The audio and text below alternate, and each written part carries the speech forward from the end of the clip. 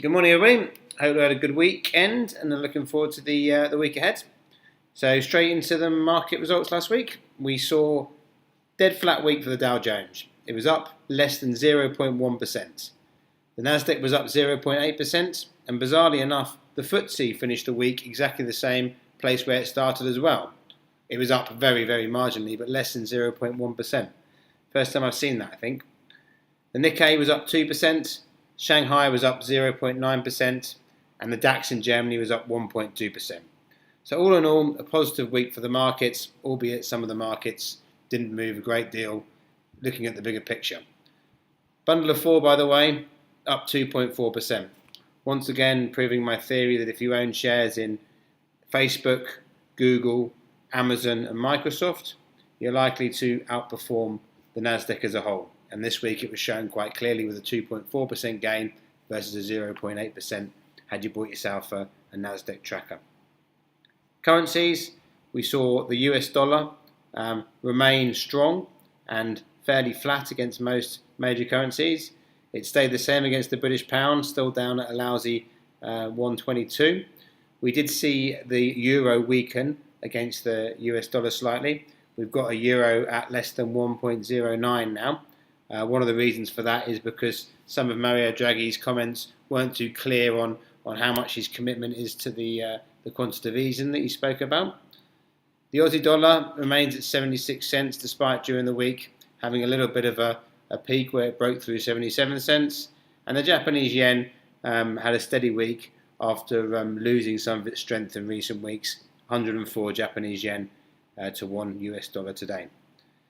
So at the moment in the markets we've got earnings coming out, which does create its own volatility, but it goes back to the old story about having a market of stocks rather than the stock market, because although the market and the tracker stayed flat, had you bought a tracker in the Dow or in the FTSE last week, you'd be exactly the same place you were at the beginning of the week.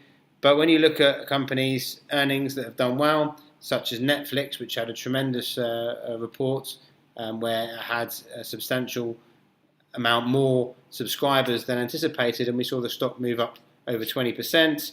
eBay, on the other hand, although the forecast or the results were okay, the forecast for the future wasn't something like the market liked, and therefore we saw the value of that share fall by 10%. So again, it's about asset allocation. And although I don't think we need to be as specific when it comes to stock asset allocation, it's about being in the right sectors of the market. Those of you that listen to me regularly know that two sectors of the market that I like are technology, and of course the Netflix and the eBay story is related to that, and also consumer discretionary. Also in the news this week was the talk that British American Tobacco are looking at buying Reynolds. Cigarette companies, whatever the ethical stance is, are usually pretty good investments. And on the back of that, we saw Reynolds up 14% during the week last week. So on the football side of things, it was a fairly mundane day today. I'm recording this on Sunday actually because I've got a busy morning tomorrow morning, so it starts quite early.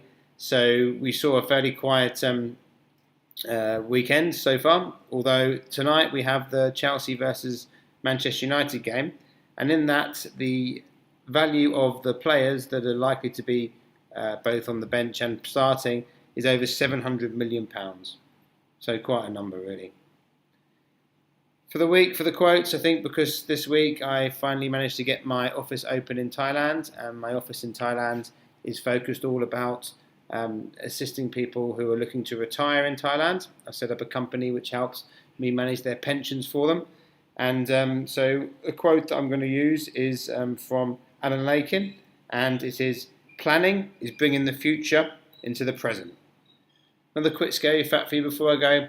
74% of Americans think that they're going to have to continue to work after retirement age. Don't be one of them. Make sure you get yourself sorted out, get a plan, come and see me. Enjoy your week. Cheers, bye.